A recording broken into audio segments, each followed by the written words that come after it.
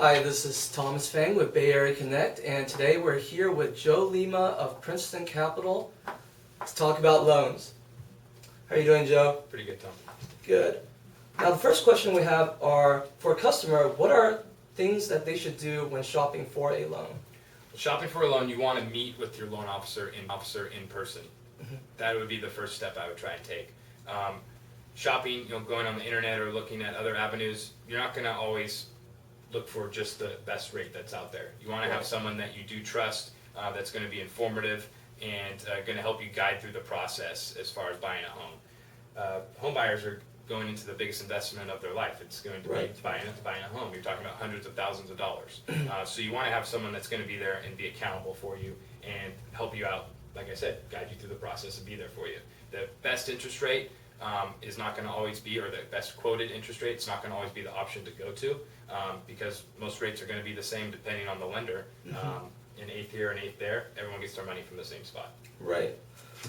So what I'm hearing from you is that the loan process is actually fairly lengthy, and when going through it, you should look for someone that you can trust that will guide you through the process. That's correct. That's great. Well, let me ask you, how much should someone plan on putting down for a down payment? Well, that's another thing too, depending on the loan program that they're getting into. We do have loan programs that have a minimum of 3.5% down, depending on that's going off the purchase price of the home. So you do have to see what's going to be there for your budget.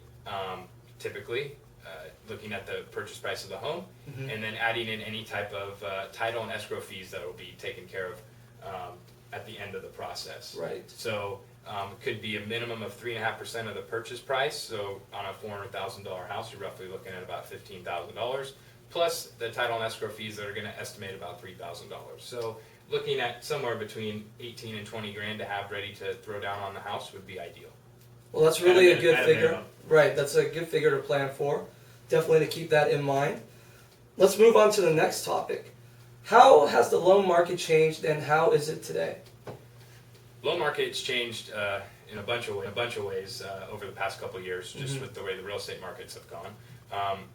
But it's still a great market. Interest rates are at all-time lows. The 30-year fixed rate is hovering around 5%. You can get into the 4s in some cases, which is great for everyone to get into a low interest rate right now on that and have it locked in for the length of time that you're living in the property. How's the market changed? Well, it's for documentation. So everything needs to be documented. There's going to be pay stubs, there's going to be W-2s, there's going to be bank statements that are going to be needed to be collected in order to receive an approval on your loan. Right. And that really ties into working with someone you trust, because there are so many new forms out there. You need to make sure that pretty much your loan officer is up to par and they know what they're talking about. That's correct. And it also, just to touch base on that too with the document collecting, it also helps to have someone that's been in the business and has experience to know when to collect documents and what documents needed to be collected at that time. And so you're not piecemealing things over and it's causing a strenuous process for you. Right, right. Okay. So the rates are at about 5%, and that is an all-time low. So right now would definitely be a great time to start thinking about putting down money in real estate. Correct. Especially with the first-time home buyer credit. Yeah. Yeah. What I mean by rates being at all-time lows is being at 5% or right around there is great for a 30-year fixed payment. It's going to make it definitely affordable. There's a lot more room for the rates to move up, which they are predicted to do this year at some point in time. But again, we don't have a crystal ball. But there's a lot more room for them to go up than to inch down anymore. So take advantage of where they're at right now and make a move if you need to. Okay. Well, a lot of buyers, especially first-time home buyers, they're looking for other ways of financial help other than one loan. What are other sources of financing that you could recommend? Well, we do have the Santa Clara County does have the housing trust that's available. That would help in down payment assistance. It would also help pay for closing costs. It would also help just to bridge the gap between someone that's trying to buy something that doesn't have enough room for the down payment. There are strict rules for qualifying for those. And most of the programs are deferred interest, so you wouldn't have to actually make a monthly payment on them. Okay. So that would definitely help for someone that's in that area. Right. There's also the mortgage credit certificate program that's also run through the county, and that works in a way where you get an extra tax credit. It's different than the first-time home buyer tax credit. Okay. You get an actual tax credit towards making because of the interest that you're paying on your home. So it's above and beyond what is normally allowed to be collected through the IRS. Right, right. Well, Joe just talked about the Santa Clara Housing Trust, and for more information on that, you can visit housingtrustscc.org, and the mortgage credit certificate would be at sccgov.org. Well, let me ask you another question. What is the most common concern for someone who's trying to obtain a loan?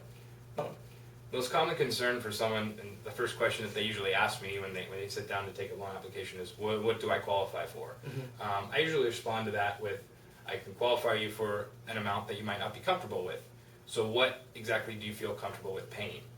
Right. How it works, with going back to how we said the full documentation, Mm-hmm. is based off your income that you do make. You might be able to qualify for a higher amount that you would not normally or would not like to pay. But I always look to make sure that you're comfortable with your payments and they're not pinching pennies together to make that Right, mortgage payment.